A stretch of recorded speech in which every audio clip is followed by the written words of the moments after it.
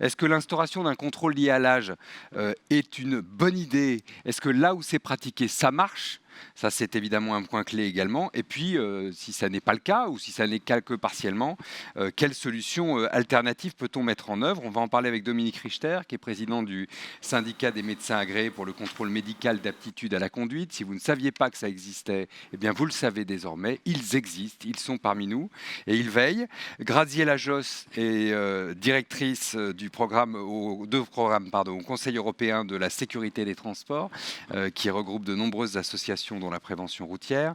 Francis Abramovici est médecin généraliste, secrétaire général du Collège de médecine générale. Catherine Gabaud est directrice de recherche en psychoergonomie à l'université Gustave Eiffel, dont on a vu un aperçu tout à l'heure. Et Audrey Gabel est professeure de neurologie, présidente de la Fédération des centres mémoire. Il y a 400 centres mémoire en France. Donc ce contrôle, c'est vous aujourd'hui, Dominique Richter. Vous, pas tout seul, hein, parce que vous êtes un certain nombre, mais ce sont les médecins agréés pour le contrôle médical à la conduite. Peut-être d'abord nous dire en 1 ou 2 minutes comment on devient médecin agréé et quelles sont leurs missions. Alors, les médecins agréés sont des médecins, ce sont des docteurs en médecine qui sont titulaires, bien sûr, d'une inscription à l'ordre des médecins, qui sont âgés de moins de 73 ans et qui suivent une formation obligatoire. Cette formation obligatoire est centrée, bien sûr, sur la sécurité routière et l'aptitude à la conduite médicale en général. Donc je suis médecin généraliste en quelque sorte. Médecin généraliste ou médecin spécialiste. Ou médecin spécialiste, peu importe. Voilà. Je peux devenir médecin agréé. Tout il y en à a fait. combien? Alors, on n'a pas de chiffre exact. Mais vous ne savez pas combien il y a de médecins agréés? On ne sait pas. On ne sait pas. Environ, on dit entre 3500 et 4500 médecins agréés en France, qui suivent une formation initiale et une formation continue tous les 5 ans. Ils sont placés sous l'autorité du préfet? Tout à fait. Ils sont agréés par le préfet du département ou des départements limitrophes quand il s'agit d'examiner des usagers de la route, des conducteurs qui sont... Et alors, vous examinez à la fois les missions, hein, c'est ça qui est la question intéressante. Examiner les conducteurs professionnels qui subissent une taxis, routiers, les chauffeurs d'autobus, etc., qui ont une visite médicale obligatoire tous les 5 ans. Et bien entendu, nous examinons aussi, dans nos cabinets médicaux, des usagers qui ont commis une infraction au code de la route avec suspension de permis de conduire supérieure à 1 an, qui entraîne une visite médicale obligatoire avant la reprise de la conduite. D'accord. Donc, s'il y a une suspension de conduite supérieure à 1 an, pof, on passe chez le médecin agréé. Un mois. On passe chez le médecin agréé. On passe chez un médecin agréé quand il s'agit d'une infraction simple. Quand il s'agit d'alcool et de stupéfiants, ces usagers sont tenus de passer en visite médicale à la préfecture, et bien sûr, c'est sous l'égide du préfet. D'accord. Donc ça, c'est la mission. Alors nous avons la visite médicale obligatoire, en quelque sorte, qui rentre dans le cadre du sujet d'aujourd'hui, c'est que nous pouvons être appelés à donner notre avis au préfet à la suite d'un signalement qui a été fait par une famille, par des voisins, par des petits-enfants, de quelqu'un qui aurait un comportement anormal au volant. Dans ce cas-là, effectivement, le médecin agréé est sollicité par le préfet et il doit donner un avis. Alors, ça, c'est intéressant. D'abord, les familles sont souvent démunies pour dire à leurs proches... Elles ne savent pas beaucoup qu'il y ait cette possibilité. Oui, voilà. D'abord, elles sont démunies pour dire à leurs proches, il faut que tu arrêtes de conduire. Tout à fait. Et donc, vous existez, donc on peut saisir le préfet. Alors, c'est dur, quand même. La famille, moi, j'aime pas le terme de dénonciation, elle signale. Il y a un signalement qui peut être fait par écrit, ou à la brigade de gendarmerie par une main courante, ou à la police, etc. On peut effectivement signaler le comportement de quelqu'un, et cette personne qui a signalé ne sera pas dénoncée par le préfet et par l'administration préfectorale. C'est pas votre fille qui a demandé que non, la personne qui est chargée, qui doit être examinée, ne sera pas prévenue. Et le voisin peut le faire aussi. Éventuellement, dans des cas rares, ça peut se faire. Dans les cas rares. La proportion est c'est plus fine, la famille en général. C'est plus la famille en général. Quand les moyens standards ont échoué, c'est-à-dire quand la famille n'a pas réussi à dissuader un conducteur potentiellement dangereux de prendre le volant parce qu'il s'obstine, si vous voulez, à conduire, bien qu'il a un âge avancé. Mais c'est valable aussi pour des gens plus jeunes, on est bien d'accord. Oui, c'est ça. On comprend que c'est après une suspension, donc après qu'il soit passé quelque chose, ou bien sur signalement. C'est les deux cas. Quelques accidents, comme a dit tout à l'heure la table ronde précédente, quelques accidents, on s'aperçoit que la personne a du mal à conduire. Donc, dans ce cas-là, on peut effectivement entraîner un Et signalement. alors, comment vous jugez techniquement de l'aptitude à conduire? Alors, on fait un examen. Donc, les médecins sont formés à la sécurité routière. Ce sont des médecins, bien sûr, et ils examinent les patients qui sont devant eux, les usagers. Je n'appelle pas ça des patients, parce que ce ne sont pas leurs patients. J'insiste pour dire que ce ne sont pas les médecins traitants, même s'ils sont agréés, qui examinent leurs patients à eux, pour éviter le conflit, bien entendu, le conflit d'intérêts. Oui. Et dans ce cas-là, ils font un examen médical, objectif, complet, pour vérifier l'aptitude médicale à la conduite. Alors, quels éléments? C'est ça qui m'intéresse. Qu'est-ce qui vous L'acuité alerte? visuelle, l'examen neurologique, examen cardiovasculaire, examen ORL, examen sensoriel, examen Ça, cognitif. c'est l'examen que vous faites vous ou que vous faites pratiquer par d'autres? Ah non, Que l'examen vous que faites fait vous. le médecin Que agréé. fait vous? D'accord. Le médecin agréé. Donc c'est une série d'examens, ça dure quoi? 45 minutes, une Oh heure? non. Un examen correctement fait demande un quart d'heure à peu près. Un quart d'heure. Un quart d'heure. En un quart d'heure, vous avez jugé Ah de oui, l'aptitude à la oui, conduite. oui. D'accord. Et vous êtes susceptible de suspendre Alors, nous avons tout ou à fait... d'interdire? Non, le seule personne qui peut interdire, c'est le préfet. Nous sommes que des conseillers médicaux du préfet, et le préfet tient compte de notre avis pour suspendre, annuler, restreindre la conduite, restreindre le permis, voire prononcer une interdiction médicale de conduire. Mais je dis bien, c'est le préfet qui, sur demande ou sur avis du médecin agréé, prononce une aptitude à la conduite. Est-ce qu'il vous arrive de demander des examens complémentaires? Complètement, ça bien sûr que ça nous arrive, et Dieu merci, nous ne sommes pas démunis, puisqu'un médecin agréé dans son cabinet ou des médecins agréés en commission médicale peuvent très bien ne pas avoir tous les éléments dans leurs mains pour juger de l'aptitude à la conduite. Donc dans ce cas-là, ils sont effectivement, ils peuvent très bien demander l'avis à des sapiteurs, des experts, pour compléter leur avis, mais bien entendu, la décision appartient au seul médecin agréé. D'accord, j'entends. Ça, c'est une brique très importante dans notre fonctionnement. Avant d'en arriver là, il y a un certain nombre de sujets. Et puis sur, évidemment, les médecins spécialistes ou les médecins experts, je vais me tourner vers vous tout à l'heure, Audrey Gabel. Mais d'abord, je voudrais voir le médecin de famille. Parce que finalement, c'est vous, mon interlocuteur au quotidien. C'est vous qui êtes l'interlocuteur des gens, j'allais dire, tout au long de leur vie. Donc, vous les voyez bien, d'une certaine manière. Quel est votre rôle? Vous aussi, vous pouvez alerter? Alors, on peut d'une part alerter la personne et d'autre part alerter la famille.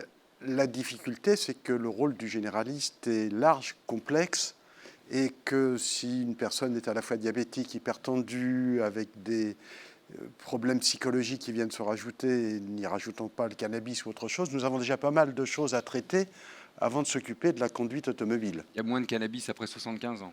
Peut-être, je ne sais pas, je ne suis pas si certain que ça. Statistiquement? Ah oui, bon, non, statistiquement, oui, mais le problème est celui qui est en face de moi et qui me dit, je vais parler cannabis, mais parlons pas alcool, parlons pas d'autres addictions qui vont entraîner, ou médicaments psychiatriques, ou médicaments pour dormir.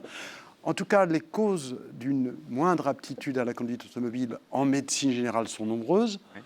Et elles sont à traiter d'abord par le généraliste en tant que médecin. Oui, c'est ça. Avant de s'interroger sur la conduite automobile. Alors, nous essayons au niveau du Collège de la médecine générale de sensibiliser nos confrères à ces questions-là. Ça prend du temps parce qu'aujourd'hui, nous devons être formés à beaucoup de choses. Et en permanence, il y a une fonction de plus à ajouter qui fait que les collègues étant malheureusement moins nombreux disent c'est bien, mais la charge qu'on m'impose est trop grande. C'est pas un temps infini, en gros. Et donc, demander à la personne, demander à la personne, est-ce que vous faites attention au moment de la conduite, si vous avez bu un peu trop la veille, ou si votre glycémie est trop basse, ou si votre insuline doit être remontée, ce n'est pas la première question qui vient à l'esprit du généraliste. J'entends ça, mais je posais la question de vos obligations, d'une certaine manière. Est-ce que vous avez des obligations légales? Tout à fait. Vous avez devant vous quelqu'un dont vous considérez qu'il n'est plus en état de conduire. Quelle est votre obligation? Alors déjà, il faut que je considère qu'il n'est plus en état de conduire, ce qui ne sera pas ma mission. Mais à partir du moment où un patient, par exemple, a des crises d'épilepsie répétées et qui ne sont pas soignées et équilibrées, un patient diabétique sous insuline ou qu'on met sous insuline, un patient à qui on va donner un traitement psychiatrique lourd, un patient qui vieillit et dont je sens bien que sa mémoire flanche, j'ai au moins l'obligation de l'informer que, ne serait-ce que pour son assurance, c'est une obligation légale, on est d'accord. C'est une obligation légale que la jurisprudence a bien mis en évidence, que je dois informer le patient. D'accord. Maintenant, si la famille? Alors, la famille, il faut encore que, elle soit présente et que, le patient m'y autorise. Oui, parce qu'il y a le secret médical entre vous. Bien entendu. Le secret médical n'est pas partageable, sauf si le patient me le demande, à sa demande. Donc, je peux lui dire, est-ce que vous voudriez bien que j'en parle à votre famille? Vous avez un rôle d'alerte, finalement, vis-à-vis du patient, mais ça ne va pas beaucoup plus loin, en réalité. Alors, ça va. Vous pouvez lui conseiller d'aller voir un spécialiste, vous aussi. Vous pouvez, vous pouvez orienter. Je peux l'accompagner, voir un confrère agréé, commission de permis de conduire, qui pourra aller plus loin. Et parfois, la famille me le demande.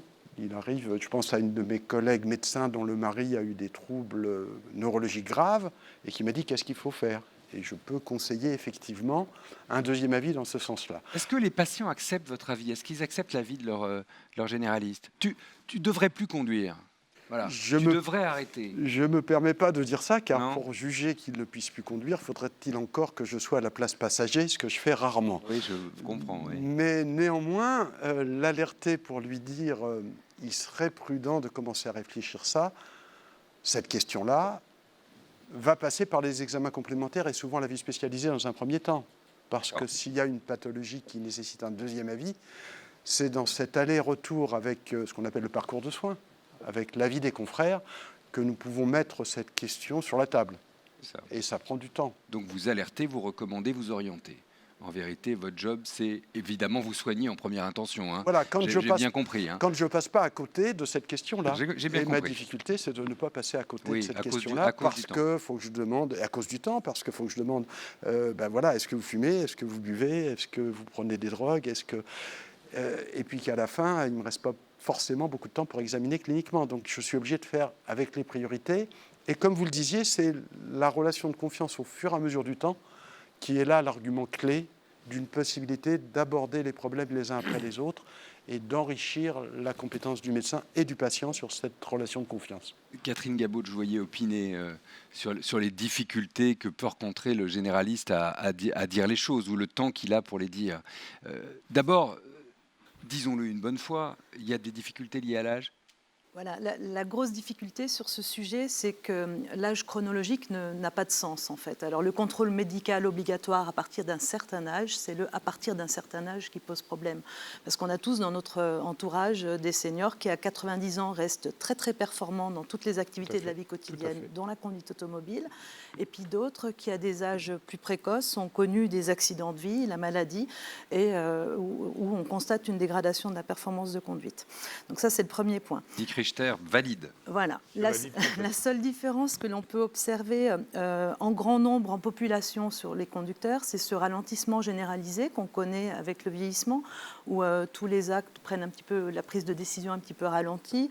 Voilà. Une diminution de la vision des contrastes et une réduction du champ visuel utile. C'est ce qui appelle un peu les capacités attentionnelles. Il y a une dame ce matin dans le premier témoignage qui l'a dit, mon attention est moins performante. Mais tous ces troubles-là, les personnes en ont en majorité conscience, donc vont s'adapter. Et l'enjeu de la visite médicale, ce serait d'évaluer le potentiel d'adaptation d'un senior. C'est ça l'enjeu. Vous parlez chez le médecin agréé ou chez le généraliste agréé, et chez le mais généraliste. aussi chez le généraliste, parce que le généraliste, c'est un maillon essentiel qui va être en contact avec le patient, qui est dans un rôle de conseil qui est important, de capter un petit peu justement ce potentiel d'adaptation des gens. C'est finalement le patient qui amène son inquiétude. Voilà, c'est ça. C'est plutôt ça, c'est plutôt dans ce sens-là, si je comprends bien. Quand le patient amène son inquiétude, vous allez y répondre. Oui. Mais quand il ne l'amène pas, c'est plus difficile. C'est plus difficile. Et souvent, les patients mettent en place spontanément, les conducteurs mettent en place spontanément pas mal de choses, diminuer leur vitesse pour pallier le ralentissement que j'ai pointé, augmenter les espaces entre les véhicules, et puis continuer à préserver la compétence. On l'a dit ce matin, la pratique quotidienne de la conduite, ça contribue à préserver la compétence. Donc c'est important. Donc on s'autorégule ? Donc on s'autorégule pas mal. Le cerveau humain est un très bel organe qui a ses avantages et qui a ses inconvénients. Et je vais parler un petit peu d'autorégulation et pointer les gros inconvénients du cerveau humain. Ouais. Donc sur l'autorégulation, c'est le cortex préfrontal, les fonctions exécutives qu'on dit, qui nous permet de choisir le bon comportement à chaque instant. Et c'est ça l'enjeu, c'est de contrôler ses impulsions, contrôler ses émotions, donc autoréguler ses comportements. Et ça veut dire aussi auto-évaluer ses propres compétences. Quand on le regarde en grand nombre, les seniors vont mettre en place des évitements de situations de conduite difficiles, éviter de conduire de nuit, éviter les situations de fort trafic, la conduite au mauvais temps. Voilà, j'aime pas conduire seul aussi, certains le disent. Ils vont réduire leur kilométrage annuel parcouru au gré, quand on regarde vraiment l'avancée en âge et les distances parcourues, voilà, il y a une réduction des distances parcourues. Et même quand, après l'annonce d'une pathologie, neurologique en particulier, on s'aperçoit que dans les 5 ans qui suivent l'annonce de la pathologie, il y a un arrêt spontané qui se met en place. Donc ça veut dire qu'en grand nombre, les individus sont capables d'autoréguler. La difficulté, c'est qu'on doit porter un jugement sur son efficacité personnelle. Et c'est là où les petites failles de notre cerveau... Un petit biais là quand même, pardon. Voilà, C'est ça, voilà vont agir parce qu'il y a des biais cognitifs. Le cerveau, il fonctionne avec j'ai retenu 4 biais cognitifs essentiels dont je voulais parler aujourd'hui. Oui. Le premier, on l'a cité ce matin, c'est l'optimisme comparatif. On est toujours, la majorité des conducteurs déclarent conduire mieux que leurs voisins. Oui, puis c'est la voisine qui conduit pas bien, c'est ce que disait la dame tout à l'heure. Donc ça, c'est une erreur, on n'est pas lucide. Le deuxième, c'est l'erreur d'attribution. Quand vous vous faites klaxonner au volant, quel est votre premier réflexe? Est-ce que c'est de dire « Ouh là là, qu'est-ce que j'ai encore fait ?» ou est-ce que c'est de dire « Quel est cet imbécile qui m'a klaxonné ?» Voilà.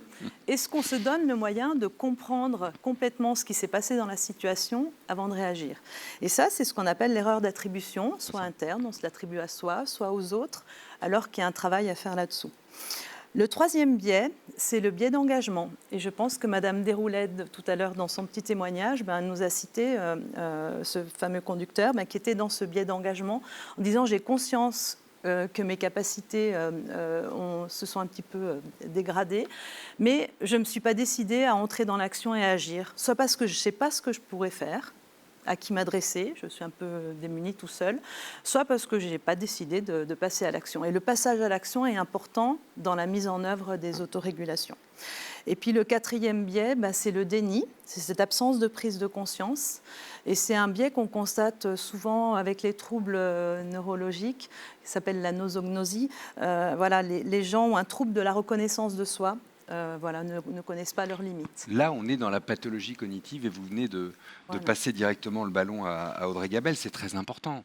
Vous, comme neurologue, qu'est-ce que vous diriez qu'il faut observer chez soi, en quelque sorte, comme micro-signaux d'alerte? Alors c'est très compliqué, on l'a vu depuis ce matin. En fait, la conduite, c'est un processus très complexe qui intègre beaucoup de fonctions cognitives.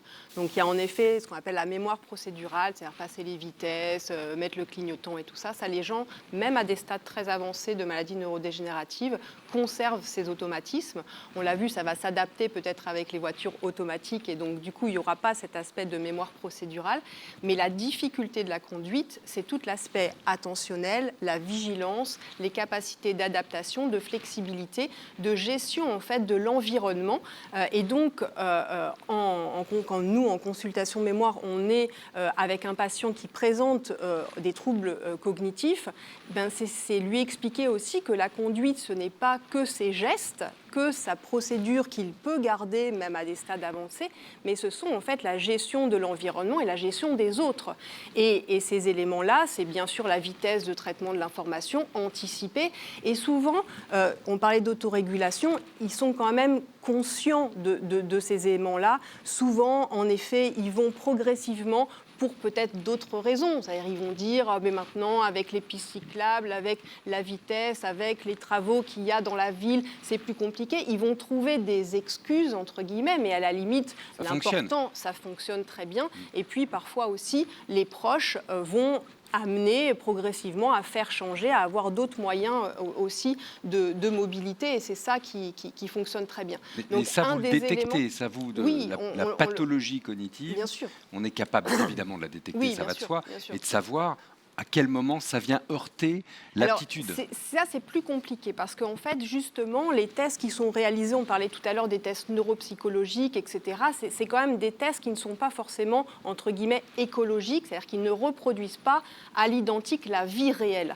Et donc, peut-être les aspects sur les simulateurs ou sur l'intégration multidisciplinaire, moi, je pense que ce qui est vraiment essentiel, c'est de bien connaître la personne, de bien évaluer ses compétences, mais aussi de pouvoir l'éduquer, informer sur les risques et de responsabiliser les gens. C'est ça qui fait la différence. C'est l'information, la responsabilité des gens. Et même à des stades avancés, on parlait de la nosognosie, mais ça reste heureusement une minorité des patients qui présentent ces difficultés de reconnaissance de leurs propres troubles, mais une majorité sont tout à fait conscients. Ils l'expriment peut-être pas forcément, mais ils ont déjà adapté des comportements pour éviter justement l'aspect de risque, parce qu'ils sont d'ailleurs plus inquiets de conduire pour les autres que de conduire pour eux-mêmes. Donc on est tout à fait en capacité d'évaluer les troubles cognitifs. Dans les centres mémoire, ça fait plus de 20 ans qu'on fait ça. Il y en a 400 en France, on il y a 400 centres mémoire, il y a 28 centres mémoire dédiés sur la recherche. Et puis dans le cadre de collaboration avec la direction de la sécurité routière, et je tenais aussi à remercier le docteur Anne-Marie Gallo qui travaille avec la Fédération des centres mémoire, où l'idée c'est de constituer justement des consultations un peu plus orientées, dédiées sur ces aspects éducatifs de conduite par rapport aux gens qui ont une fragilité cognitive. Et la fragilité cognitive, elle commence dès le stade de plainte de mémoire, c'est-à-dire que ce n'est pas forcément des stades très avancés de la pathologie. De plus en plus de choses. Voilà, ça peut être j'oublie, j'ai des troubles de concentration, je ne me rappelle plus de certaines choses, je suis moins vigilant, je suis moins performant. Vous m'inquiétez d'un coup parce que je commence à, vous voyez, c'est-à-dire... J'ai 50 ans, 55 ans, si je vous dis toute la vérité, mais on s'en moque. Mais il y a des choses que j'oublie. Mais bien évidemment, mais c'est pour ça que ce n'est pas du tout en lien avec l'âge. C'est-à-dire que la fragilité... Merci de m'inquiéter un peu plus. La fragilité cognitive, elle n'est pas dépendante, elle augmente un petit peu, le risque augmente, mais elle n'est pas pleinement dépendante de l'âge. Et le risque zéro, il n'existe pas. Donc vous aurez beau même faire une visite médicale, le lendemain, il pourra tout à fait avoir un accident pour X raisons. Donc, alors c'est évidemment, ce que vous dites est très clair, médicalement, scientifiquement, parfaitement fondé et totalement inacceptable pour une victime, ça va de soi. Voilà. Mais c'est pour ça qu'on éduque. Vous avez raison de le dire, mais il y a un travail et quand même, on est tous autour de la table à voir régulièrement des patients qui soit sont à risque et à les éduquer, à les informer sur ce risque et à les amener progressivement à prendre eux-mêmes ou à ce que la famille, l'environnement prennent des décisions qui ne portent plus ce risque sur la population et pour éviter et réduire le nombre d'accidents. Très clair. Alors évidemment, je voulais juste vous amener au sujet du contrôle médical lié. Alors certains disent lié à l'âge, d'autres disent, c'est par exemple une idée que pousse beaucoup Pauline Desroulettes qui est avec nous, qu'il faudrait faire finalement un permis, mettre fin au permis à vie, c'est-à-dire avoir un examen régulier au long de la vie de son aptitude à conduire. Alors ça existe dans certains pays d'Europe, on va le voir maintenant avec vous, Graziella Jost, et merci d'être venu de Bruxelles pour cette conférence. Vous avez regardé ça pour le Conseil européen de la sécurité des transports, pour lequel vous travaillez. Vous avez rendu en mars dernier un rapport sur l'aptitude à la conduite et notamment sur l'efficacité du contrôle obligatoire. Évidemment, ça nous intéresse parce qu'il y a peu de mesures en vérité sur ce sujet-là, là où il est en place. D'abord, est-ce que vous pouvez nous dire où il est en place aujourd'hui ? En effet, il y a 10 pays parmi ceux que nous avons étudiés qui ont mis en place des visites médicales régulières pour tous à tout âge. Et puis, il y a une autre partie de l'Union européenne où les visites médicales sont obligatoires à partir d'un certain âge. Et on voit à partir de 60 ans, par exemple, pour le Luxembourg et le Portugal. Et ça va jusqu'à 80 ans pour la Norvège, par exemple, dans les pays que nous avons pu collecter des informations. Donc, c'est la situation en janvier 2021. Et donc, on voit que c'est une majorité des pays européens qui ont mis en place ces visites médicales, soit régulières, soit à partir d'un certain âge. Il y a 6 pays, dont la France, qui ont fait le choix de ne pas imposer des visites médicales régulières pour la population générale. Mais comme vous l'avez dit, Dr Richter, ça ne veut pas dire que ces pays ne font rien. Et notamment en France, un candidat au permis de conduire doit remplir une déclaration sur l'honneur, qu'il est au courant des pathologies qui sont susceptibles d'affecter sa conduite et qui doit déclarer sur l'honneur qu'il n'est pas affecté par ces pathologies. Ce qu'on pourrait envisager de faire, c'est de redemander à chaque renouvellement administratif du permis de conduire que le candidat ou la personne qui va renouveler son permis fasse une nouvelle déclaration sur l'honneur pour s'assurer que tout au long de sa conduite, il n'a pas perdu des capacités. Pour s'assurer lui-même, enfin, sauf s'il ment, bien évidemment. C'est important, un permis de conduire. Évidemment, s'il ne dit pas toute la vérité, c'est compliqué. à ce moment-là, il doit aussi être informé qu'il y a des sanctions. Donc il y a même des peines de prison qui sont prévues. Il y a des sanctions pour le coup. Tout à fait. Des peines de prison qui sont prévues, des amendes qui sont très salées, et les assureurs sont potentiellement refusent de couvrir les coûts des accidents si vous êtes responsable d'un accident et que ça s'est démontré que vous aviez une pathologie que vous n'avez pas déclarée. Ça, peu de gens le savent. Non, c'est vrai. Et ça existe déjà en France et il faudrait vraiment informer les gens que c'est un risque qu'ils portent évidemment pour eux et pour les autres. Sur le contrôle obligatoire, qu'il soit à l'âge ou au long de la vie, est-ce que ça marche? Enfin, voilà, la question que tout le monde se pose aujourd'hui, c'est un peu ça. Hein. Est-ce que ça marche? Est-ce qu'on sait si ça aimerait marche? bien que ça marche, Bah oui. mais malheureusement la réponse c'est non. Et je comprends tout à fait que pour les victimes... Non comme ça. Pour les victimes, c'est très difficile à entendre, mais ça ne veut pas dire qu'on ne peut rien faire. Okay. Donc, les pays que vous voyez sur le diapo ont mis en place ces visites médicales à un moment donné où on mettait en place des politiques de sécurité routière basées sur des croyances. Et on pensait que c'était une bonne idée d'avoir des visites médicales régulières à tout âge pour des personnes qui n'ont pas de pathologie. Encore une fois, c'est tout à fait différent de ce que le docteur Richard a présenté. Pour des personnes qui ont des pathologies identifiées, alors à ce moment-là, évidemment, il faut un suivi de cette population-là et avoir des visites médicales régulières. Ce qu'on voit dans les dernières connaissances scientifiques, c'est qu'une visite médicale pour tous à tout âge ou une visite médicale à partir d'un certain âge, ça n'a pas montré ses évaluations, ses bénéfices, et au contraire, on voit des effets pervers. Oui. Donc des personnes qui sont potentiellement des conducteurs tout à fait prudents, et vont d'eux-mêmes se retrouver usagers vulnérables, piétons ou cyclistes, parce qu'ils vont avoir peur de se présenter au test, donc ils vont arrêter de conduire, ou ils vont rater l'examen. Et c'est souvent des femmes qui vont perdre leurs moyens, et qui malheureusement vont perdre le droit à la conduite. Donc on voit ces effets. Vous dites, en situation de vulnérabilité. Pervers, oui, et donc ils vont se retrouver piétons ou cyclistes. Mais, attends, pardon, parce que vous m'avez dit, il y a des études qui disent que. Oui. Je voudrais qu'on soit précis là, parce qu'on est sur un sujet solide. Quelle étude, par exemple? Il n'y a pas assez d'études, on voudrait qu'il y en ait beaucoup plus, mais on a une étude récente suédoise qui montre que vieillir, ce n'est pas une maladie, et que les facteurs déterminants de l'accidentologie ne sont pas l'âge, comme les intervenants ont dit, mais bien des pathologies qui ont un impact sur la conduite. Donc, la Suède a été confrontée, comme la France, à une série d'accidents dramatiques impliquant des seniors. Et donc, les Suédois, comme ils font toujours tout bien, ils ont demandé à un institut de recherche suédois sur les transports une étude pour savoir. Donc, les Suédois n'ont pas de visite médicale obligatoire. En revanche, ils suivent les personnes qui ont des pathologies déjà diagnostiquées. Donc, ils ont demandé à ces chercheurs suédois s'ils devaient changer de politique et introduire des visites médicales pour les 65+. Et la conclusion est très claire, non. À 65 ans, on n'est pas vieux et on ne présente pas de surrisque. Donc, ils ont comparé les personnes qui ont un diagnostic médical avec des personnes qui n'ont pas de diagnostic, donc qui ne sont pas malades au même âge. Et on voit qu'il n'y a pas de surrisque. Quand les personnes sont bien suivies, ils peuvent continuer à conduire. On voit par contre que les chercheurs suédois ont démontré que l'abus de substances, donc l'alcool, les troubles mentaux, l'épilepsie, le diabète, pouvaient apparaître à tout moment de la vie et pouvaient alors avoir un surrisque. On voit dans l'accidentologie, là, un surrisque clair. Et il y a deux pathologies, vraiment, la démence et l'Alzheimer, qui sont plus liées à l'âge. Mais là, les Suédois, au lieu d'imposer un contrôle de toute la population à partir d'un certain âge, eux, ce qu'ils préconisent, ce qu'ils font déjà, c'est de suivre les personnes qui sont identifiées, parce qu'on les connaît, on sait qu'ils sont malades. Et alors, au stade du tout début de la maladie, quand ils ont encore conscience qu'ils perdent des capacités cognitives, de les préparer à progressivement réduire leur conduite et de les préparer à ne plus pouvoir conduire. Et ça ne doit pas être tabou, ça doit être vraiment mis sur la table dès le début de la maladie pour préparer la personne le plus tôt possible.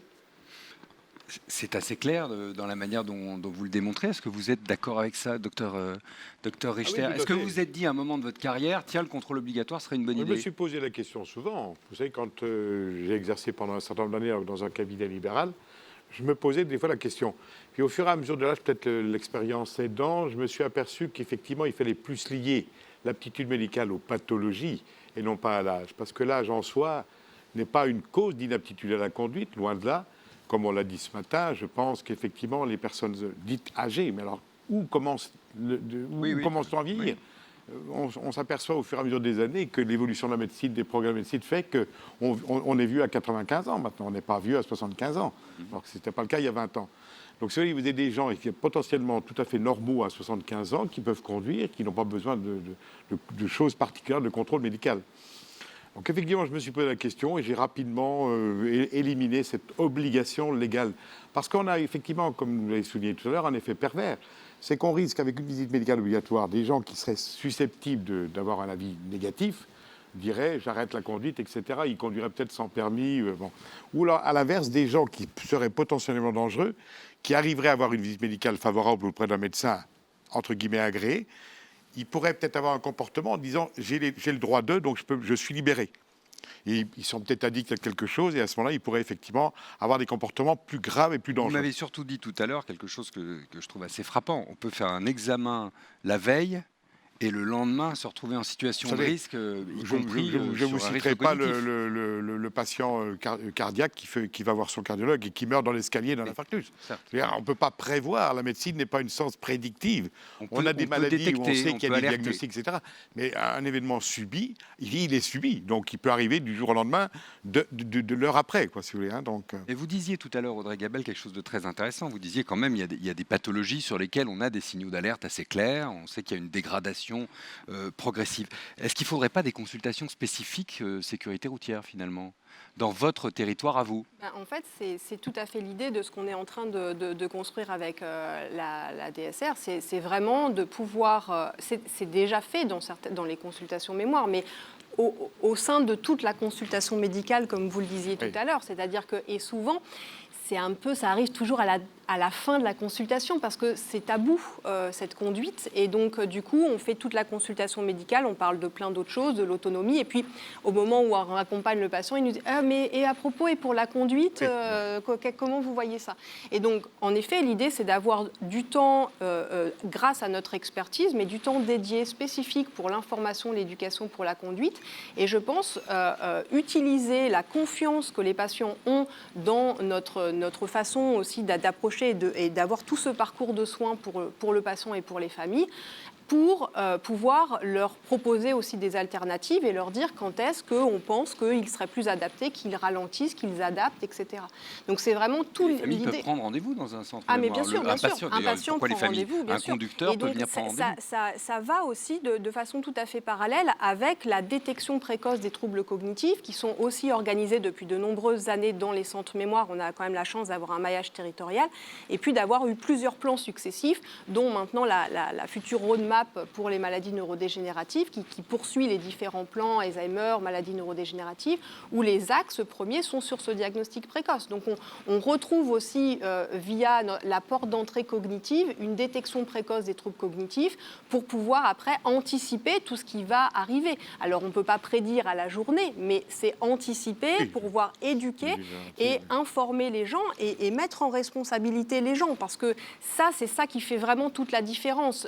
L'empowerment des personnes, c'est ça qui fait la mise en responsabilité. La mise en responsabilité, ils sont tout à fait observants si c'est eux qui quelque part l'ont décidé, alors que si c'est pour imposer quelque chose, ils vont trouver des stratégies de contournement. Je retiens de tout ce que vous me dites quand même, je me tourne vers vous aussi, Catherine Gabaud, qu'aucun d'entre vous n'a la clé magique. Hein, c'est ça l'histoire. C'est une serrure à plusieurs clés, notre affaire là. C'est ça.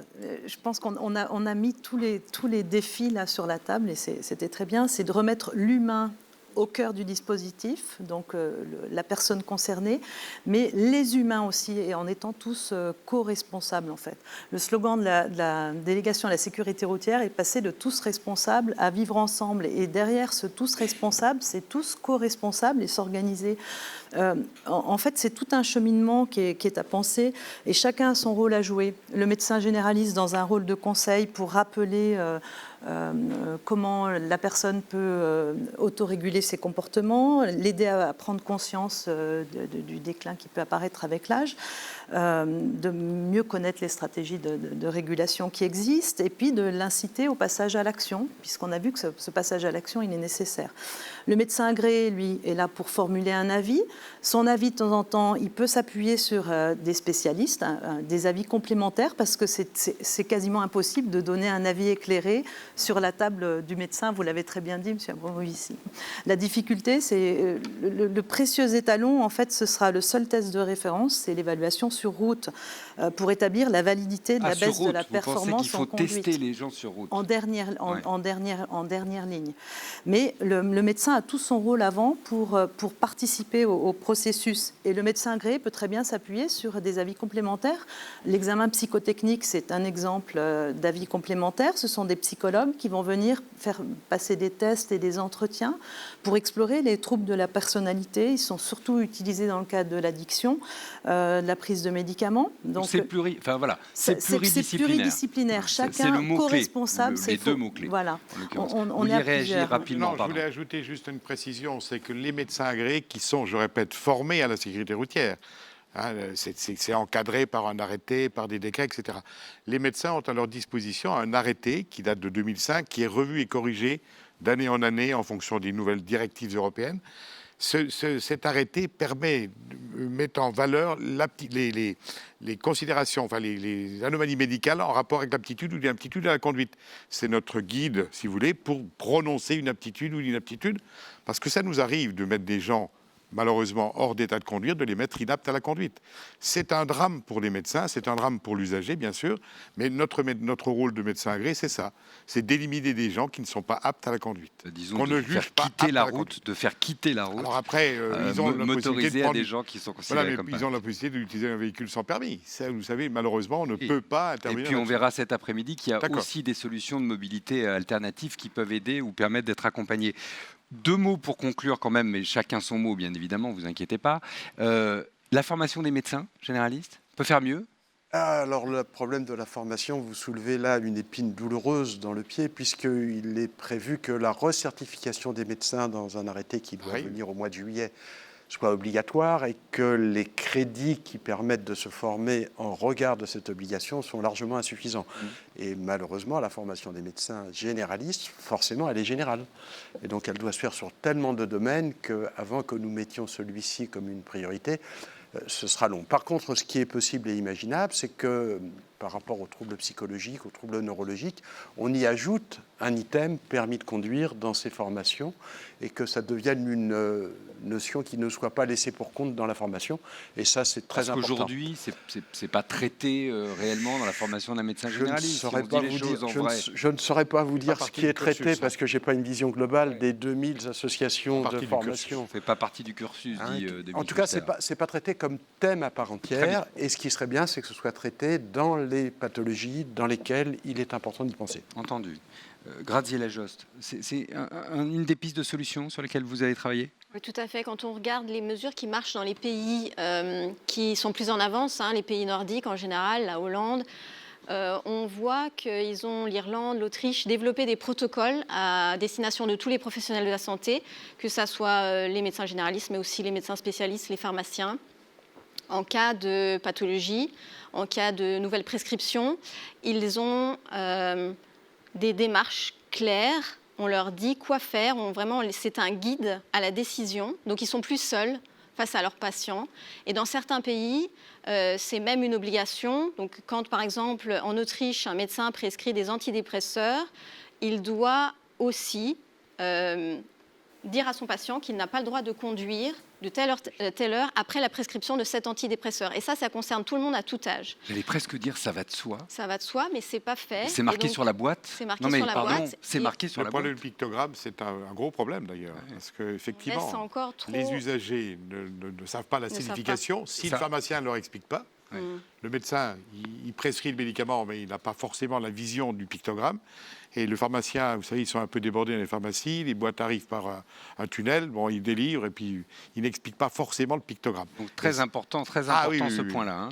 Moi, je conseille à mes confrères, comme ils prescrivent la kiné, de la biologie, etc., ils peuvent très bien conduire une incapacité à la conduite pendant qu'ils prennent un médicament pour dormir ou un antidépresseur, etc.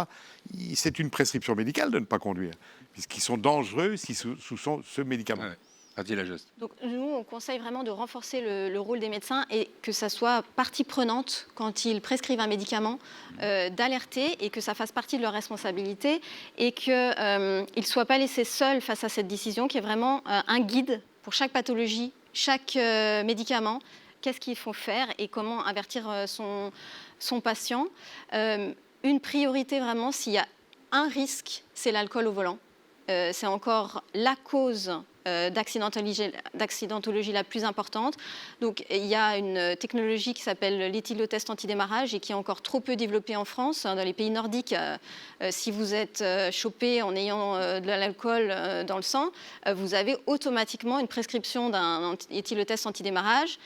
On voit dire qu'on installe sur votre voiture un éthylotest, obligatoire. Et ça, à chaque fois que vous déclenchez le moteur, vous allez souffler dans cet éthylotest antidémarrage. Si on peut se le faire installer de sa propre initiative, par ailleurs. Oui, mais voilà, de façon volontaire, tout à fait. Oui. Mais en cas de contrôle de police, il faut que ça soit généralisé et subventionné également. On est pour la subvention de ces EAD qui coûtent cher, mais qui en fait la société s'assure que les conducteurs sont sobres, et c'est ça qui est important. Et il faut un suivi psychologique dans le cadre de ces programmes d'éthylotest antidémarrage. C'est très important. Une installation sèche, ça suffit pas, sèche. Il faut vraiment un suivi psychologique. Et donc ces personnes qui sont dépendantes à l'alcool, il faut pas on pourrait leur retirer le permis peut-être 1 mois, mais ça sert à rien de leur retirer le permis 1 an, ça n'a pas de sens, ils vont conduire sans permis. Il faut vraiment les aider avec un éthylotest antidémarrage. On a une solution technique et c'est très dommage qu'elle est totalement sous-utilisée en France. Il y a une directive, tant mieux. Allez-y, si vous voulez rebondir, mais après je voulais aller sur les outils qu'on peut chercher dans la directive européenne, mais on va revenir vers vous. J'ai connu un conducteur qui demandait à sa femme de souffler avant de prendre le volant dans l'éthylotest parce qu'elle ne buvait pas. Et le cannabis, il y a des techniques de contournement. Voilà, et donc vraiment, j'insisterai sur l'accompagnement. Pas tous à la fois, Sur l'accompagnement psychologique qui est important. Parce que souvent, que ce soit cannabis, que ce soit alcool, ça s'accompagne de troubles psychologiques et de troubles du comportement. Une addiction, c'est une maladie. Et cette maladie demande d'être soignée. Et c'est le désir de soin, on parlait d'empowerment, c'est un mot anglo-saxon, mais c'est ce désir de soin qui est important et c'est ce domaine-là où les soignants ont leur place. C'est d'aider les gens à se soigner, je pense que c'est le plus important. Et puis, il y a les directives, il y a les réglementations. Alors, cette directive européenne, est-ce qu'elle nous donne finalement des moyens qu'on n'utilise pas aujourd'hui et qu'on pourrait utiliser mieux ? Alors, tout à fait. Pour le permis B, il n'y a pas de visite obligatoire dans la directive. C'est différent pour les conducteurs professionnels. Mais par contre, il y a des possibilités de codes d'usage restreint qui sont appliqués sur le permis de conduire, donc qui permettent aux policiers de contrôler qu'est-ce que vous avez le droit. Donc, il y a par exemple des permis de conduire limités au trajet de jour, des permis de conduire qui sont limités à un rayon autour de votre domicile, ou un permis de conduire limité avec l'éthylotest antidémarrage. Et ces permis de conduire limités sont trop peu connus et sont trop peu utilisés encore en France. On ne sait même pas combien il y en a. Donc, il faudrait déjà pouvoir les compter et pouvoir tracer leur utilisation. Il y a aussi, bien sûr, ce qui est... Moi, je travaille à Bruxelles et c'est assez troublant ici aujourd'hui de voir comment les personnes, quand on leur dit qu'il faut arrêter de conduire, on leur enlève toute vie sociale. Et il y a certainement des alternatives à la conduite à développer, évidemment, et aussi un plan d'urbanisme à voir et à pouvoir localiser, par exemple, des centres commerciaux en ville. C'est très important, les commerces de proximité. Aux Pays-Bas, ce n'est pas du tout un problème quand on vous retire votre permis de conduire parce qu'il y a les vélos électriques, les pistes cyclables. Donc, c'est très intéressant de venir ici. Se pense au sens large de la mobilité. Oui, et de voir comment on est tellement attaché à sa voiture ici en France. Et c'est français pour vous ? Je pense, oui. Dans les pays nordiques, c'est pas du tout le cas. C'est un drame de retirer le permis de conduire, mais il faut quand même être lucide et on ne va pas pouvoir conduire jusqu'à la fin de nos jours. Il faut préparer le moment où on n'est plus apte à conduire. Ça, c'est un mot-clé. Il faut vraiment que les personnes âgées ne croient pas qu'elles vont pouvoir conduire jusqu'à la tombe. Et donc, il faut vraiment les préparer à d'autres modes. Et il y en a plein d'autres, le vélo électrique, les transports publics. Ce n'est pas un drame. Je veux dire, le permis de conduire, ce n'est pas un droit inaliénable. En tant qu'être humain, vous n'avez pas à avoir un permis de conduire. Droit à conduire, là vous allez faire bondir, mais c'est bien, ça fera des réactions et Estelle va nous nourrir des réactions dans une petite minute. Rapidement. C'est très important d'avoir des campagnes d'information grand public sur l'aptitude, parce que l'aptitude, ça doit être l'affaire de tous, pas seulement des seniors. À tout âge, on peut avoir un souci de santé, un médicament qui est incompatible avec la conduite. Il faut être au courant des risques qu'on prend pour soi-même et pour les autres. Informer les gens qu'en cas d'accident, vous êtes responsable et l'assureur ne va peut-être pas assurer les coûts de vos accidents. Et que Voilà, il y a une liste, informez sur la liste des pathologies qui affectent notre conduite à tout âge. Entendu, tout le monde a validé. Donc je propose de passer aux questions. Il y aura éventuellement des réactions à la table, évidemment. Estelle ? Alors, peu de questions, Laurent, étonnamment, mais une proposition qui va peut-être surprendre. C'est du docteur Carnoy, qui est médecin, permis de conduire et gériatre, donc qui demande si le S senior pour les plus fragiles, et donc avec une vitesse plus lente, par exemple, sur le modèle du A à l'apprenti, pour le jeune conducteur, pourrait être une solution pour mieux partager la route avec plus de respect et plus de prudence. Alors voilà, est-ce que c'est une solution qui a déjà été soumise? Qu'en pensez-vous? Qui veut? Catherine Gabaud. C'est une solution qui stigmatise une partie de la population et qui peut plaire à certains et pas à d'autres. Donc c'est le genre de solution qui divise. Voilà. Et il est plus sage de co-construire ensemble des choses. Voilà. Je partage. On parlait de société inclusive, donc là, si on commence à mettre, entre guillemets, des tags sur tel et tel type de compétences, moi, ça ne me paraît pas très intégratif. Après, voilà, l'idée, tout ce qu'on a développé, tout ce qu'on continue de développer, je pense que c'est très important d'informer, et c'est ce qui est fait aujourd'hui, et c'est ce qui continue à être fait dans tous les travaux qui sont menés. Mais après, d'identifier par un signe extérieur les fragilités, je ne pense pas qu'humainement ce soit bénéfique, mais c'est une réflexion plus large que la conduite. Estelle.